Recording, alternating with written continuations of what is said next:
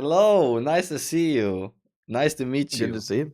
Finally connect. It's been a long time. First of all, I would like to say hello, of course, to those of you who are watching as I'm recording this. Nice to see you. I am a brand new player to Diablo 4. Raxx is a veteran player. You can find Raxx over on YouTube. He's like my go-to resource. It's him and Woody. I literally watch everything you put out these days. So, where do I even begin? I have so much to ask you. I don't wanna hold you for very long. First of all, new player starting out. Myself, right? I'm gonna pre-order the game. I haven't pre-ordered yet, so I just wanted to take your thoughts on the pre-order packages. We're looking here at the standard edition, digital deluxe edition, and ultimate edition. Now, the standard one does not. I'm looking at them right now. Does not give you the 4 days early access to Diablo 4. What do you think about these 4 days of head start? Do you just do it because you are eager for the game, or is there any other reason why you would? It probably has something to do. So it doesn't have anything to do with anything competitive, right? They're actually currently in the game. They announced that there won't be anything competitive like any leaderboards, probably at least until season two, if not the end of season two. So that means there's not going to be any leaderboards for the first 8 months of the game, ish. Mm. So I think the 4 days early access is really up to the individual person. If you're the kind of person that you kind of like fear of missing out and you're like gonna log in, it actually starts as early as June 1st because I think it says June 2nd there, Yeah. but it actually launches at I think it's 4 p.m. Pacific on June 1st. So actually I can play at 6 p.m. my time on June 1st. It's really just if you don't want to be sitting around watching when everybody else is playing and blasting. I of course got it, and I'm guessing that you have the 4 days early access. For us. As content creators, we can't be missing those Yeah. days. You know what I mean? Yeah. We can't be sitting around eating popcorn, watching everybody have fun. That's Um, true. I would I'm not paid by Blizzard. I'm not endorsed by Blizzard to say this. I could tell you if I wasn't a content creator, I would absolutely pay for it because I don't want to miss those 4 days, but it has nothing to do with like gaining an advantage. I just want to be there from the start. You know what I mean? Right. Okay. What about the? I see that they're offering a mount. What's the point of mounts in Diablo 4? I mean, I was just fine running. It's not that big of a deal, is it? I'll tell you some top secret stuff here. I don't think Blizzard would mind if I told you here. I've played Diablo for a long time ago when it was like very, very early in development. You would laugh if I could ever show some footage of it. That's lovely. Um, but so when mounts were originally in the game, that's actually kind of the feedback I gave Blizzard. I kind of told them, "Hey, mounts suck. I'd rather just run around myself. You're not really helping me here." I think the version that you're going to see on launch is actually it's very, very handy. First of all, you can get on your mount like instantly. Right. Like I mean, it makes a huge difference. It's not like you call your mount, it runs over, you Yeah. step. I mean, you just get on it instantly. Right. Right. That's Right. very nice. Has some really cool attacks that you can do off of the mount, like as an introduction to the fight. That's very cool. And the mount is fast. It's going to help you. Sanctuary is a lot bigger than people think it is. If you're trying to go from, let's say, one nightmare dungeon key, which you don't necessarily get to pick, if it's in one zone and one's in all the other, you quickly port to the closest port, and A to B, mount's going to be the way. Also, mount is the only movement skill you can use in town, and some of the towns they're not small. Right. So, another thing that they've improved on is your ability to interact between the mount and the environment. For example, if you're on your mount and you're driving by like a plant that you want to harvest, you can click on the plant and click on the stuff that comes out of it and move away while still on your mount. So, All right. I think people should be excited for your mount. When you get it, the game does feel better. You might be surprised. So the mount is mega value. What about the pet? The pet that it does not have any value. Please tell me that it's not a looting pet that's gonna loot everything for you, because then I'm buying it. So that was something that we were begging for in Diablo 3. We had the pet that was looting everything. The honest answer is I don't know, but I Uh-huh. don't think the pet does anything for you. And if the pets do anything for you, if you're gonna buy a pet, certainly you'll be able to earn one yourself in the game, because well, at least Blizzard has promised us at least 75 different times that there is no pay to win. I would consider a pet that you can purchase that auto loots for you is certainly pay to win, right? Okay. So Oh if wow, they're gonna it's pick gonna up, be interesting. It's gonna be interesting later down the road when we get there. Okay. Mm. I mean, yeah, it's very loosely defined parameters there, but if the pet, I haven't heard about any pet auto looting. I haven't heard anything about that. Right. Um, I'd guess they're cosmetic only, but don't quote me on that one because I haven't actually seen it for myself. Do you follow Torchlight at all? No, They I just don't had their follow any global release. games. No, like none. Just one per every 5 years. Gotcha. That's probably the way to do it anyway. But Torchlight just released, and Torchlight got a lot of bad feedback because they had their auto loot system behind a paywall. And then they changed it to two auto loot systems. One is the basic one, and you get it for free, and the paid one is the premium auto loot. So there's actually, I've seen games actually have tiers of auto loot, if you can believe that. Right. So there are very scary things out there that could happen, man. All right, so We should be afraid. you know what the solution to that is? Add another 25 things that are way worse in the pay to win department, and nobody's going to talk about your pet. That's what Lost Ark does. So that's the solution here. Okay, so moving on. Okay, we got that question answered with the pet also. That was later down the road. However, so in terms of pre-ordering, definitely I will consider myself the middle edition. Beginning your journey in Diablo 4, here I have some very personal questions. Which tier and Okay. why? I know you have a video on which tier to play in. I've watched it. It was such a nice video. By the way, I've watched other videos talking about which tier should you start in. I'm just gonna have to be honest. I've watched, I think, 5 of them.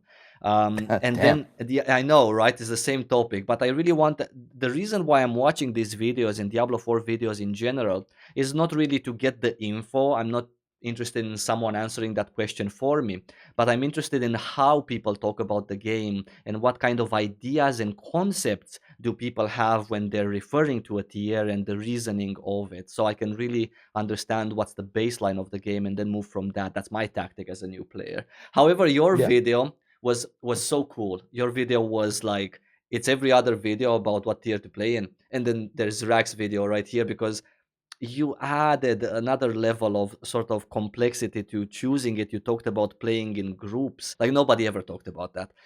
So it was really nice. However, my question is the following. um, I'm a new player and I'm very intrigued about playing in the hardcore mode. However, I'm not sure how will I be able to push the limits of a build and to really learn the game and what's possible and when do I die, um, if I'm scared of losing my character. Let me tell you how I view hardcore, at least at the launch of this game. So part of it, I would say the vast majority of it has to do with the player itself. One thing, no matter how good of a content creator you are or I am, you and I cannot define what is fun or what is an incredible experience in Diablo 4. The thing that hardcore provides for you is every single gear upgrade, every single decision that you make is critically important because it could be your last. Hardcore in Diablo 4 is notoriously a lot more brutal than in most games because in hardcore in Diablo, you die. It's gone, and that's it. You will retain some value though in hardcore if you make an initial character and then you have a new one. For example, you have a stash, so if you can put some backup gear in your stash and gems and things. Another thing is your renown will persist.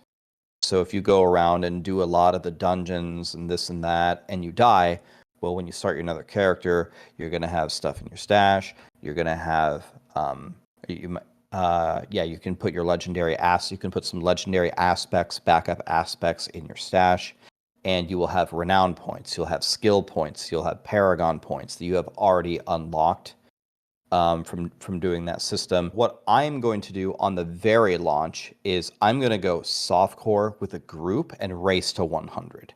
I'm going Okay. to try to get to 100 as fast as possible. I will move into hardcore later. If I played hardcore, if I played hardcore from the start, even though I've been playing Diablo for years, even though I have an advantage, I would be very impressed with myself if I got all the way to the pinnacle boss at the end without dying. It's not very easy, and it depends on what class that you play. If you play like a ranged rogue, you probably have a better chance because any fight that you want to get out of, I mean, they have evades, dashes, shadow steps to get out. Whereas necromancers, for example, they don't even have a movement skill. They are literally just walking. How are you going to run away from the butcher? Press blood mist once, and then what are you going to do? Um, it's a real challenge. If you're going world tier 2 and you're going hardcore from the start, kind of blind, it will be a tremendous challenge, and for some people that will be very, very fun.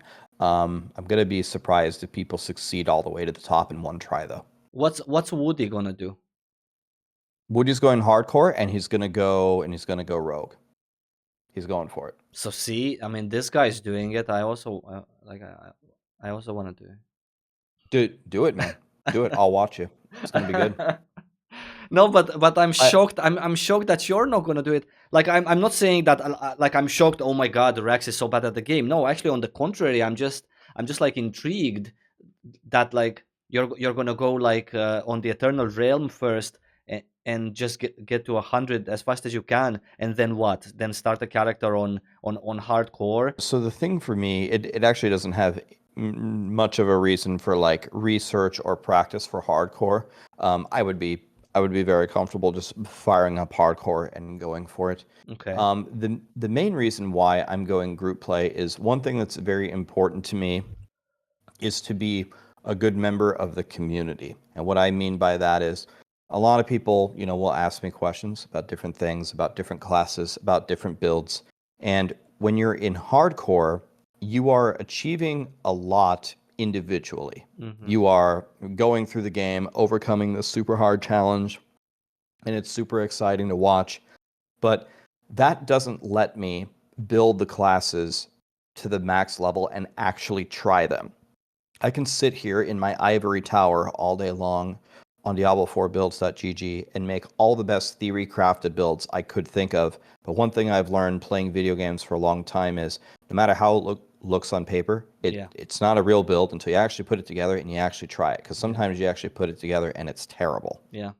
Yeah. Um, so I'm going softcore for an opportunity to build all the classes to 100 so I can actually see what they were like. And then if someone says, "Hey Raxx, I see you're playing Barbarian, but I got a Necro question. Can you answer for me?" I can say, "Yeah, I mean I have a level 100 Necro that dominates everything." Right. Um, and another very, very dissuading factor for me personally is no leaderboards.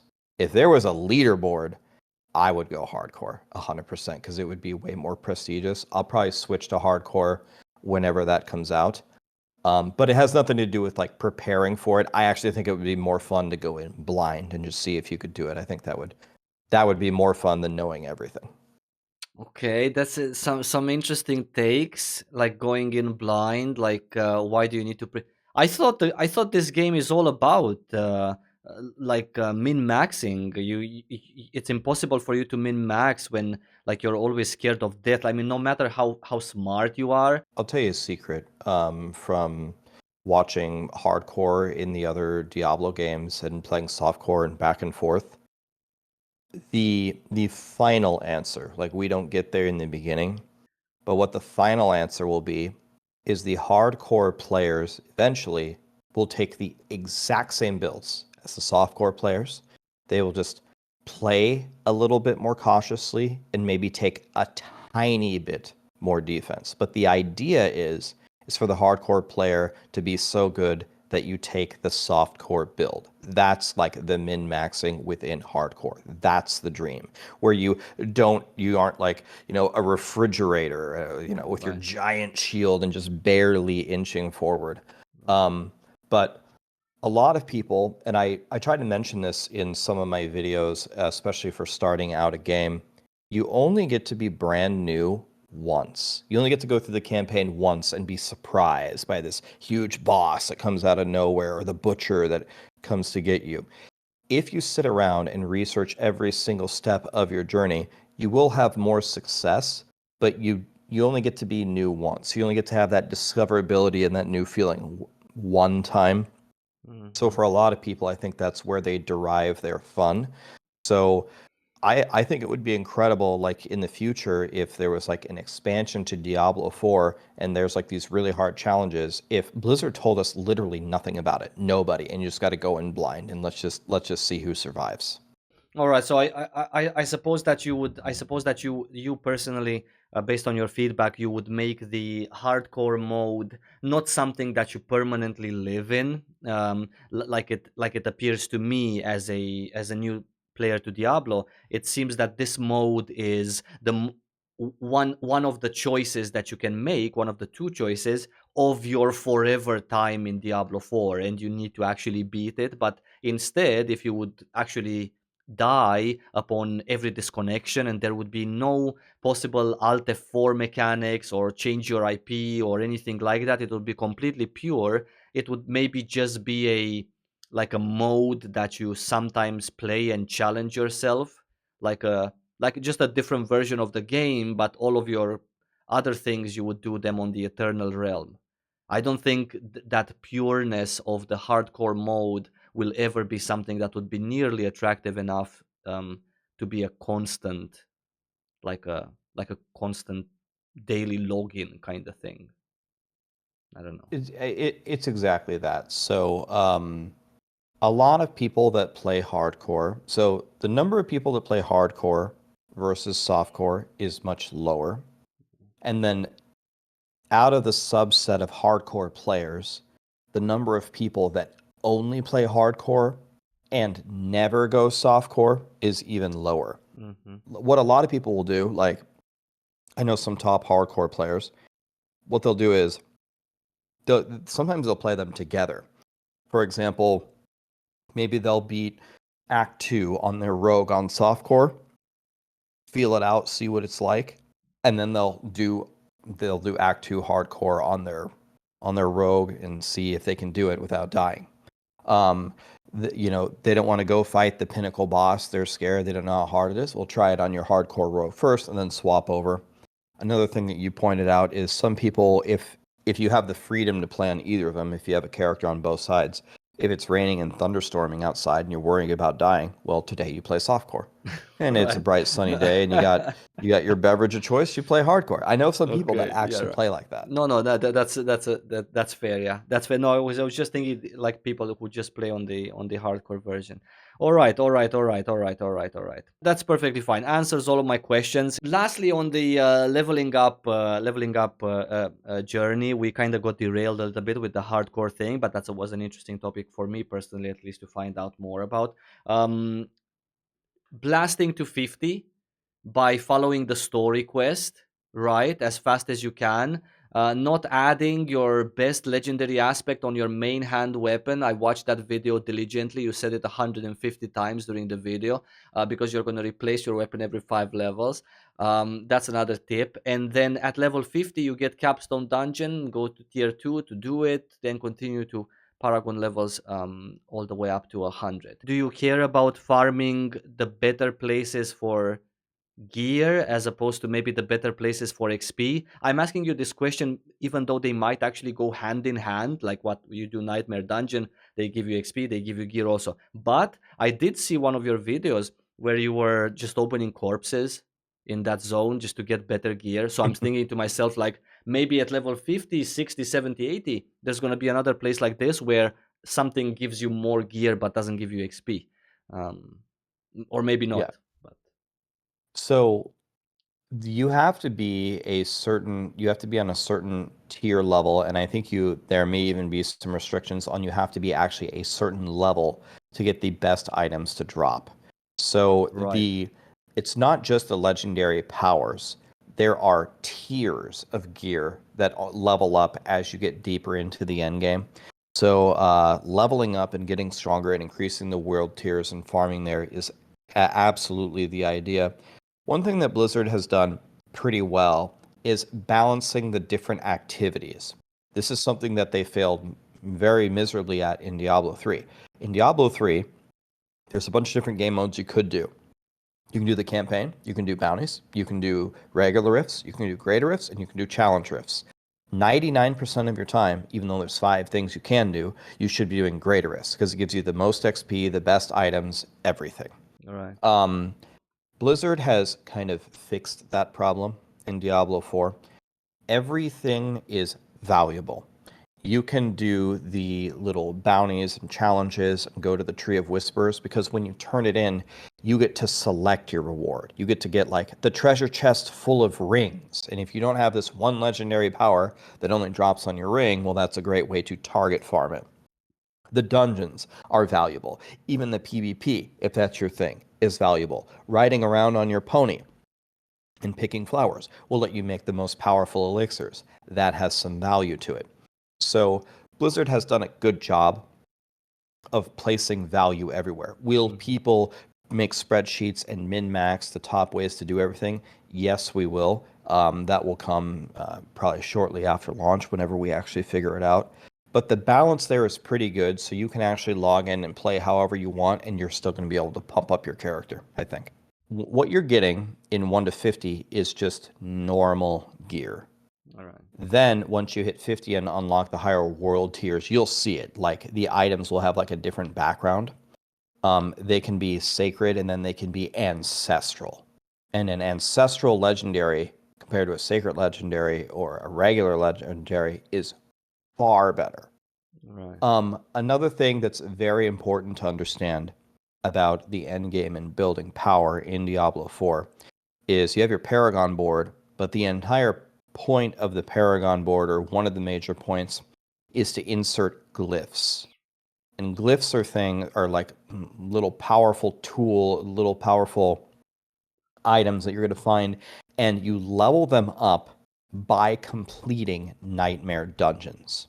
So at a minimum, you're going to need a healthy dose of nightmare dungeons to pick your 5 or 6 favorite glyphs, level them up, and then put them in your Paragon board. So that's kind of like one inescapable activity that you're going to need to do. But I guess the whole point of Diablo is to run around and do dungeons, right? So Course, yeah. no one's going to be mad about that. Right. Okay, I get you. And speaking about Endgame, um, since I have you here, what's gonna be your daily routine at Endgame? Let's say it's a random Thursday, I don't know, 24th of June. Game is out already for a few weeks. You log in. What do you do as as Raxx at Endgame in Diablo, or what do you think you're gonna do? Of course, we don't have all the details yet. So yeah, back to like to tie into what I was saying earlier about like my personal goals in Diablo 4. I am going to have a few weeks into the game. I hope I'm going to have every single class at 100 with just a giga build. And the thing for me is knowledge. My goal personally is I want to know everything about the game. If I make a godly tornado druid, and everyone's talking about this landslide druid, where you go, this is actually a thing, where you put everything into landslide, but you don't put landslide on your bars.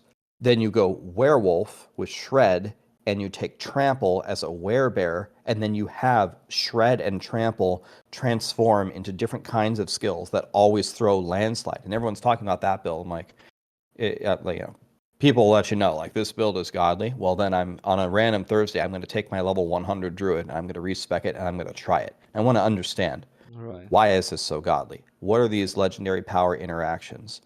I'm for a very long time going to be seeking knowledge. That's Okay. why I play the game. No leaderboards.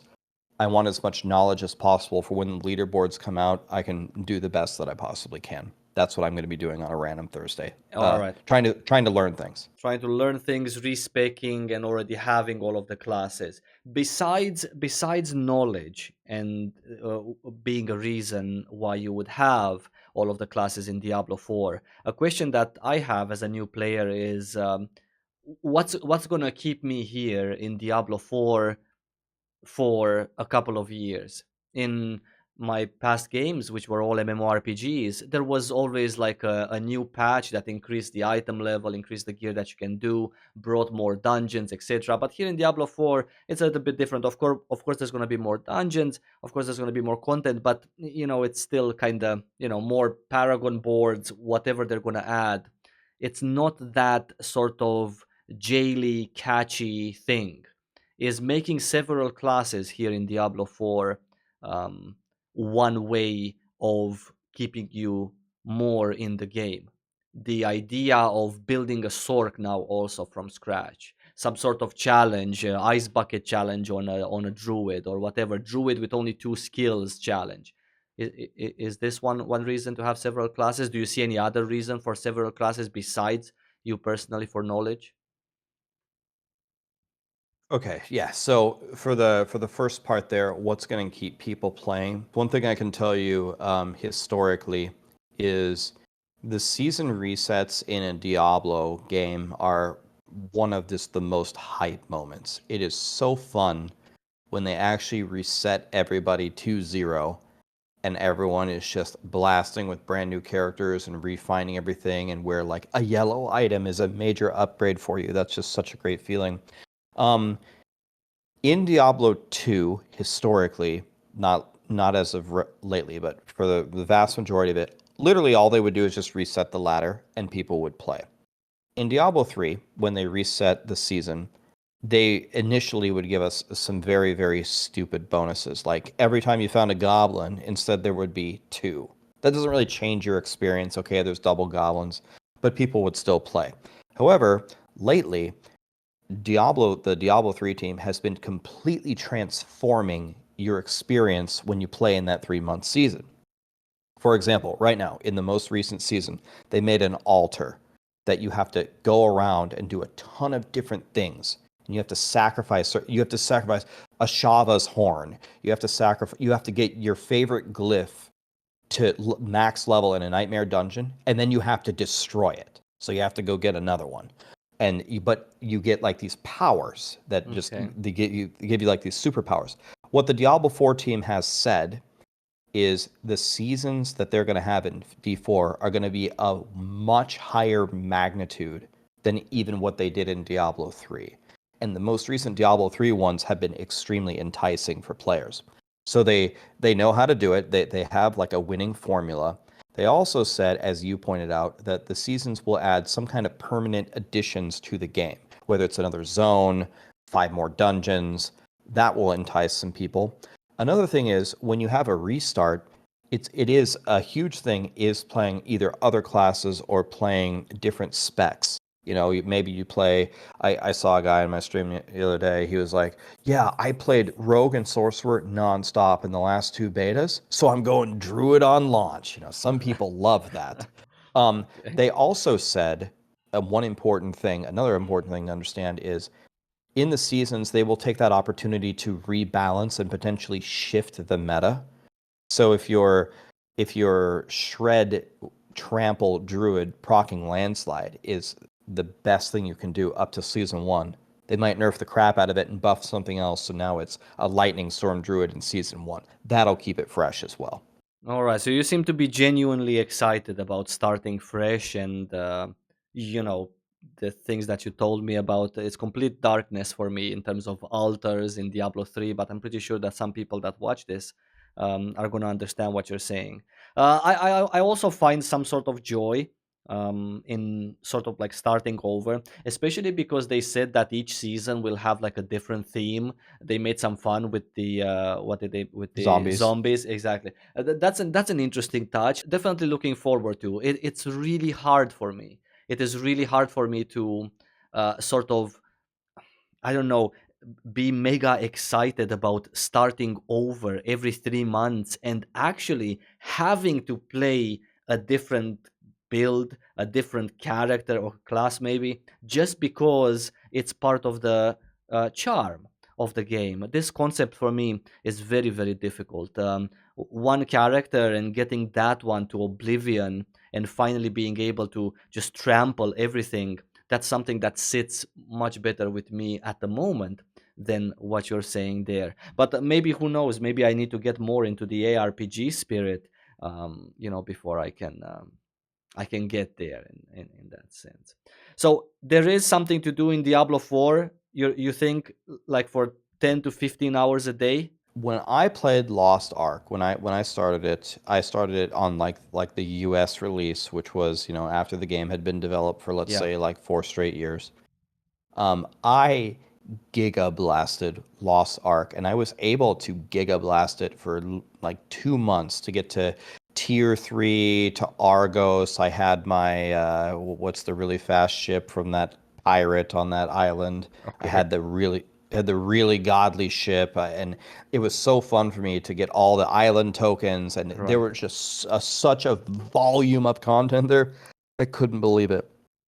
People unfairly, I think, compare Lost Ark to Diablo 4 because Diablo 4 is launching. There's no Lost Ark had, comparison. yeah, that's But what I'm okay, saying. yeah, It yeah, just, I mean, people keep comparing it. They keep saying, okay, Rax, I'm going to make a build. I'm going to get to 50. I'm going to do the capstone. I'm going to get to 100. I'm going to make my Paragon board. I'm going to get my ancestral items. I'm going to kill the pinnacle boss. Then what? I'm yeah, like, yeah. well, No, I mean, you just listed like 17 things and the game just came out. Like, yeah, I think people got to give it a chance. So, the literal answer to your question I would give is there content to gigablast 15 hours a day for months and months and months or years and years and years? Probably not on the launch, but they said every season there's going to be more stuff, more stuff, more stuff. Eventually, we will get there. But right. no, there is not an infinite supply of content on launch.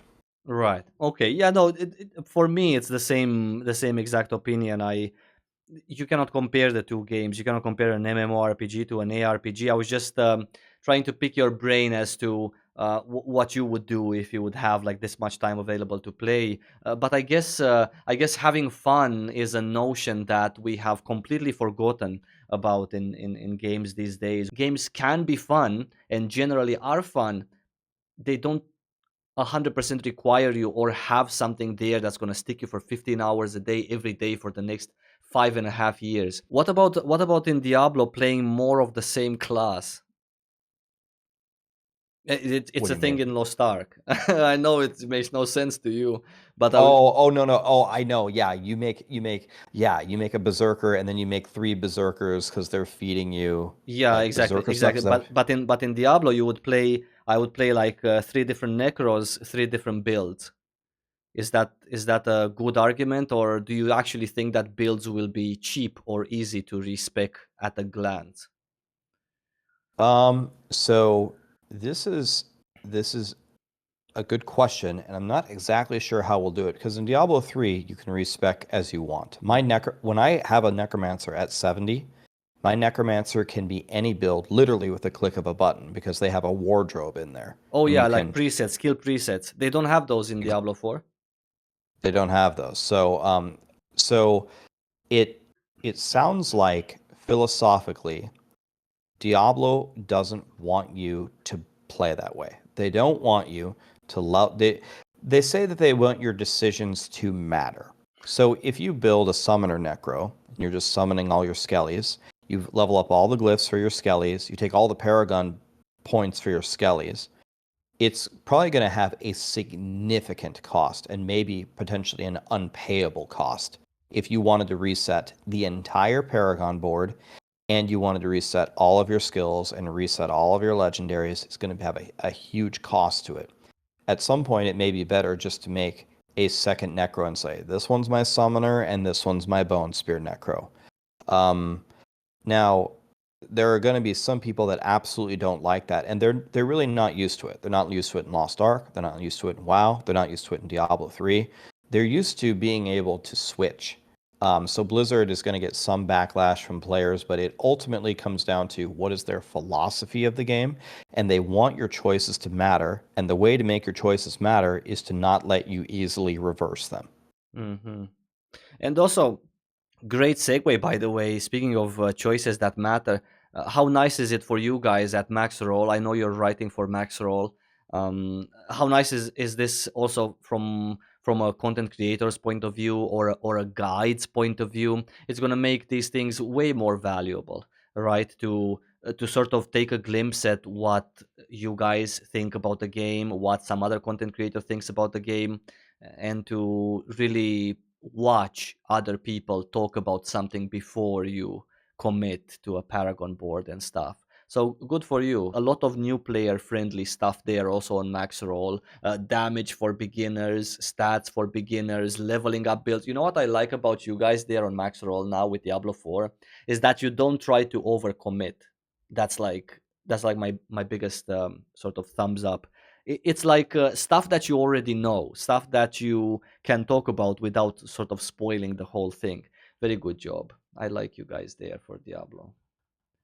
Well, thanks for saying that. Yeah, we are very, very careful to not reveal quote unquote spoilers. We'll Yeah. tell you everything that is public knowledge and coordinated in a way that's hopefully very digestible for new players. That's the entire point.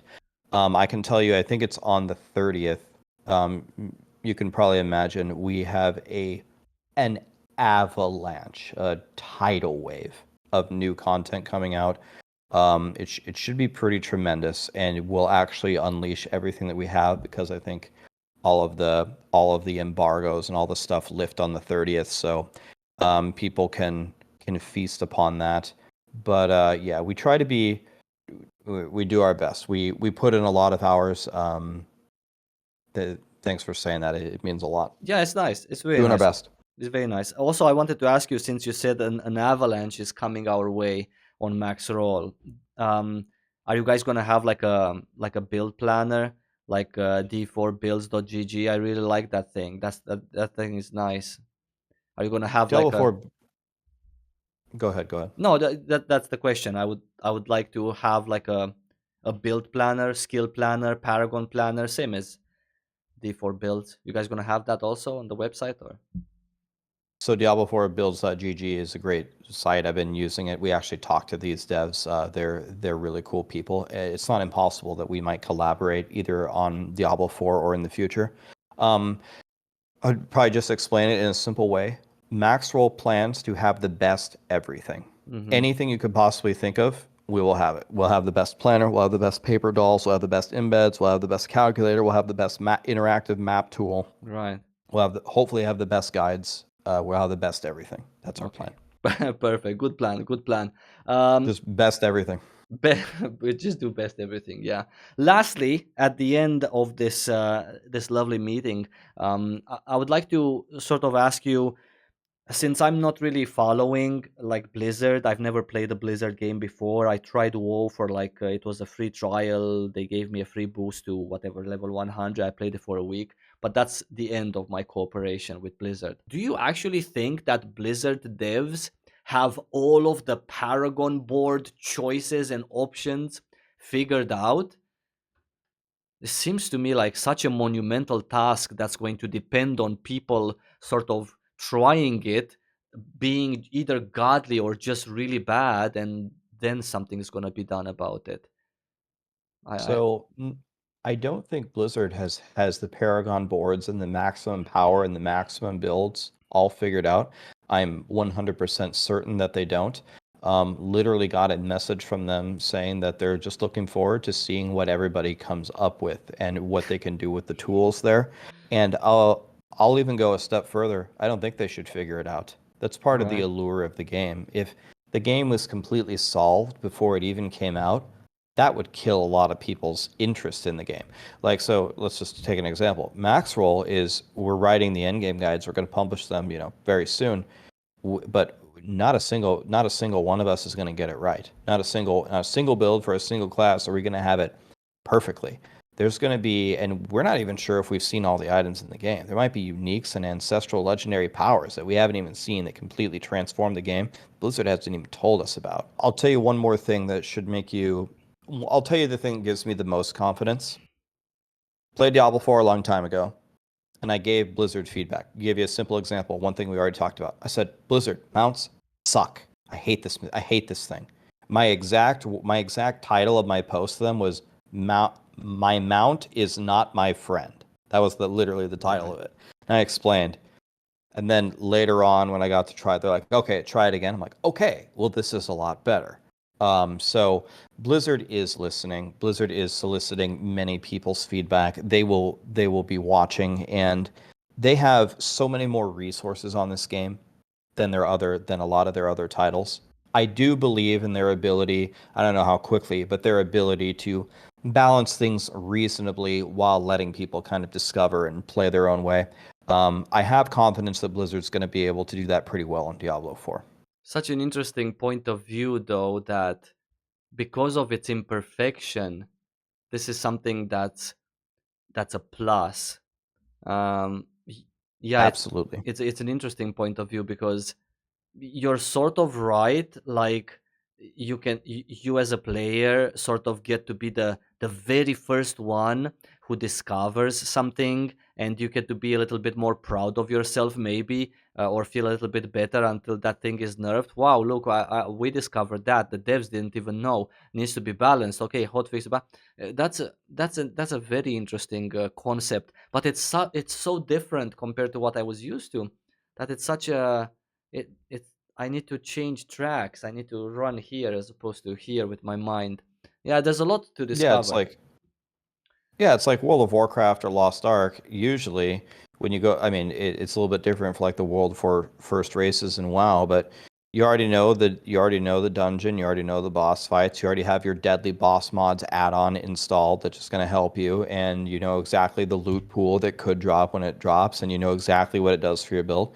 No, I mean in Diablo 4, you're gonna start unlocking the world tiers, and you're gonna start clearing some dungeons. You're gonna be like, I wonder what I'm gonna find, because what am I gonna find that hasn't been data mined? You know, or am I gonna find a bow that has +8 to my skill that I'm using? You know, That is, it's gonna be exciting. dude, the more I think about that, that is such sort of like an exciting thought, because it's for example, like in Lost Ark, it doesn't have to be data mined. It's already present in the loot table that's being displayed. However, if you don't know what's there, and it just leaves for such an interesting kind of thought, such a big motivational aspect to sort of go and do, because nobody knows what's there and what you can potentially find. So cool, so cool. I love this thought. I love this thought. Thank you Yeah, for like sharing, this right? is by the way, that thought is tied into exactly why the resets are so fun. There's a new theme, Right, you're starting over, and there's going to be new items that right. maybe possibly you don't even know what they are. That's Right. part of the allure, Right, allure of right. it. Even Yeah. better. Even better. Yeah. That's so nice. Is there anything that you would change or add to Diablo 4? I mean, I know there is because I've watched your video on the feedback that you had from ServerSlam. But like the one thing that for you personally would be important, to have it differently, not have it, or have it as a brand new thing in Diablo 4 from day one. This is just a day one thing. Man, I mean, If I you would choose literally one. just Yeah. let, let me choose one that's very, very simple. I'll tell you the one thing that I would add. I'm trying to think if there's something better I should pick, but the thing that came to the top of my head, the thing that I would like the most, if you could do it for me, Blizzard, is one thing that people are going to be doing, no matter who you are, no matter how you play Diablo, is you're going to be running dungeons, right? Yeah.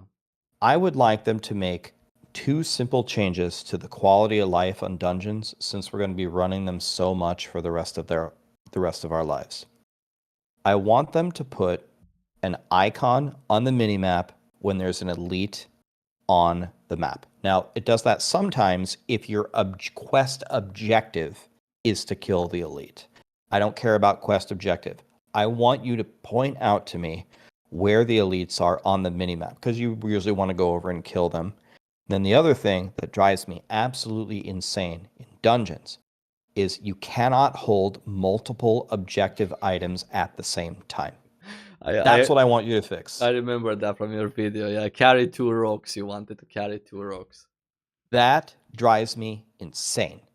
It's Right. so dumb, and I think if you make those two changes, at least you would be making a big quality of life change in the mode that every single person is going to be playing. That's Mhm. the first of 10,000 things that I would ask for. Right. Okay, perfect. You're not worried about bots at all, but gold, I heard you say that gold is an important resource. So the people who are going to RMT are going to be the only people who will be able to change their builds and respec. There is a 1098% chance of there being bots and cheaters. There is absolutely no stopping it.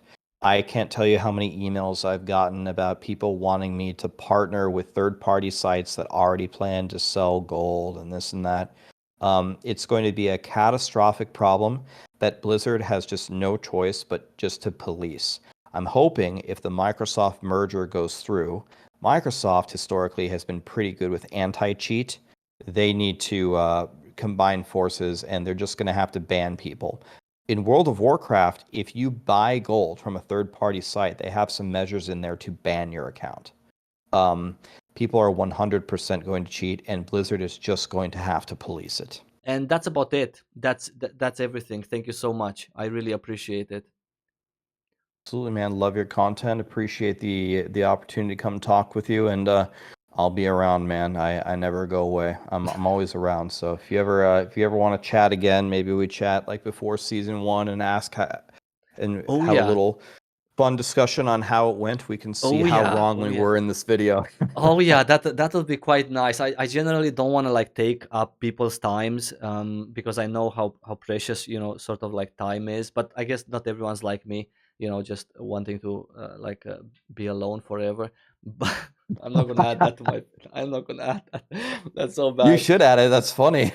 Yeah. All right. You can find Raxx on YouTube. I'm gonna post his YouTube link right here on the screen, also in the comments below. You can find Rax's guides on Max Roll, and that's about everything. I hope this video maybe helped some of you who are also new, maybe some of you who are coming from MMORPGs and are not really familiar with how everything works. I had my own personal questions. I apologize to have been sort of like selfish and not, talk about like super hype topics. And maybe we're going to see Rax again before season 1 so we can check out how wrong we were today. I thank you everyone for watching, and I'm going to see you really soon.